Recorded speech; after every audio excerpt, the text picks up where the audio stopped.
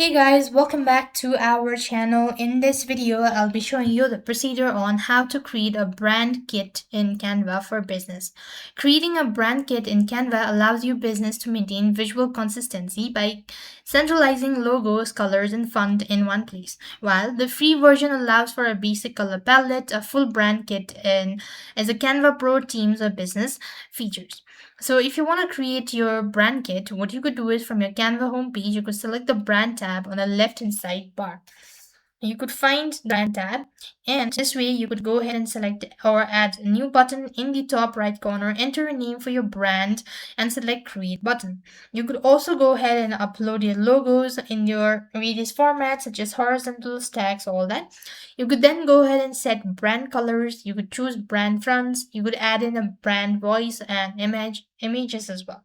This is how you could go ahead and create a brand kit in Canva for business. With that being said, we've completed our steps. Thank you for watching. See you in the next video.